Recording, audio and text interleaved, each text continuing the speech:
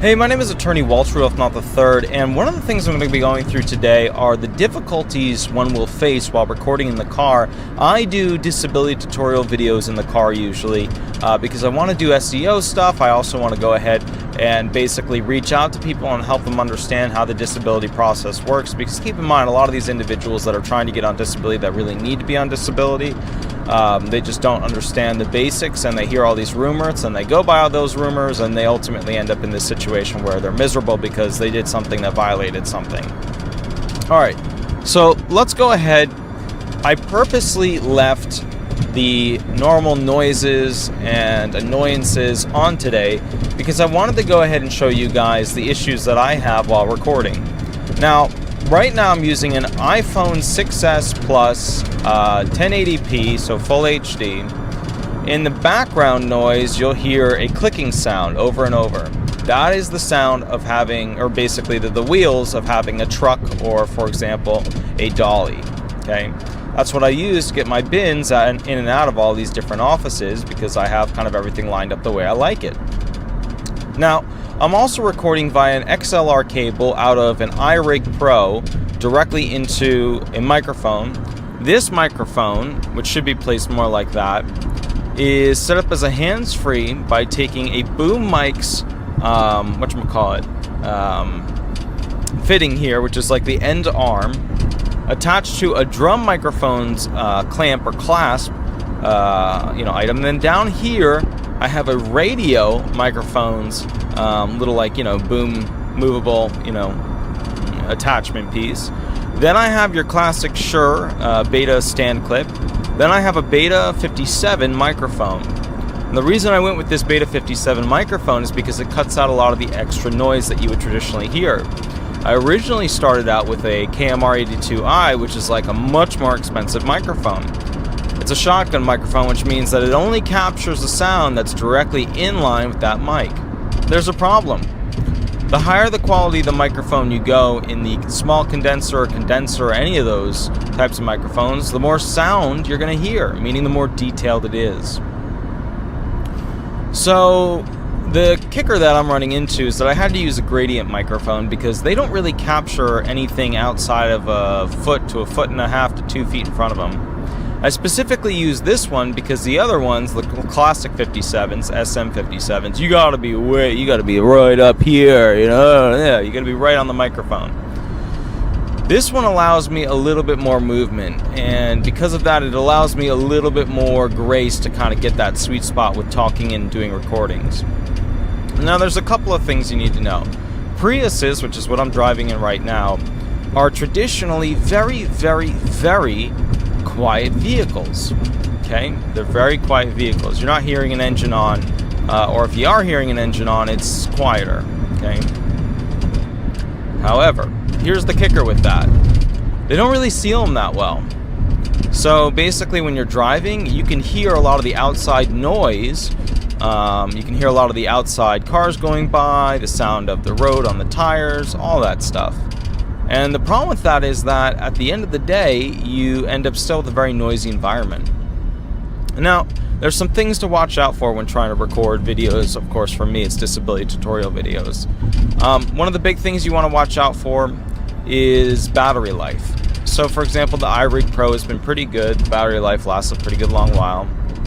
The iPhone 6s Plus will, last a while. It's pretty good. But when you get to that 20% marker on the iPhone, it automatically shuts off video recording, which for me is a big bad no-no. Okay? The next thing you gotta watch out for is that I record videos in Florida, and the dashboard gets really, really hot, which means that on this weird little contraption I have that holds the actual phone, the camera or the phone will basically overheat while recording inside of its case, which is an OtterBox case, and then the phone will automatically shut down the video. So what did I do to fix that? Well, what I did to fix that was that I got one of those little Kumis phone holders. It clips onto a vent, and I clip the phone directly onto the vent when I'm not doing it in the big holder, and that basically puts AC air conditioning directly on the phone, and then you can record until basically the phone runs out of memory. Okay. Obviously, for my purposes, I bought the 128 gigabyte phone because the bottom line is I'm shooting HD videos, and you wouldn't believe how quickly I hit 5K or 5 gigabyte, 10 gigabyte videos. When I shoot 4K videos, it uses up the memory like nothing. Now, there's another thing you need to watch out for, which is that when you're recording videos, sometimes the videos will automatically get duplicated inside the, photo viewing area for videos. So when that happens, play each one, make sure each one plays all the way through by just, checkpoint, checkpoint, checkpoint, checkpoint. And then after that, go ahead and just delete one of them. All right. Those are some of the issues that I've experienced with having to shoot in the car. And another thing is, how do you pay attention to shooting the video while paying attention to, driving the car? It's really simple. You just ignore the video. You just talk as if you were talking on the phone. And when you first start doing that, you want to constantly stare into the camera. But pretty quickly you adjust and you realize that it's just a camera there and you're just kind of driving. A lot of people now clip their iPhone to, this or a vent or the steering wheel even, which I think is retarded because, well, I don't want to say retarded, but I think is a very poor choice because when you move it, the phone's going to be moving. I will say this, and a lot of people haven't realized this yet, and I'm not sure why, because it is on a lot of the, online yada yadas. When it comes down to using the iPhone 6s Plus versus the iPhone 6s, the 6s Plus has the added feature, other than it just being a bigger phone with a lesser battery, of basically going forth and having auto stabilization built into it, which allows you to, in my opinion, in the car, shoot a better video. Now, I have to kind of push that phone and jam it up into the corner of the car where the glass is, and the side of the car, because it stabilizes the phone a little bit better.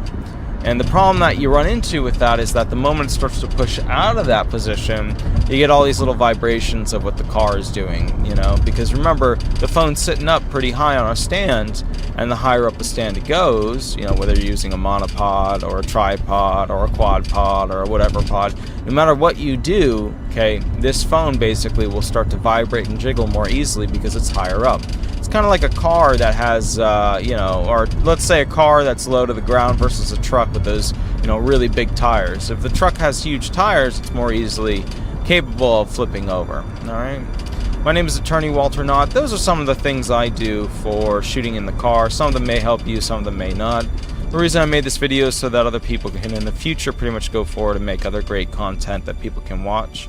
YouTube is kind of becoming the new TV, which is really cool, but it also has some, negatives that go with that. Obviously, somebody shooting a video in the car 10 years from now won't be acceptable quality for somebody essentially trying to learn something.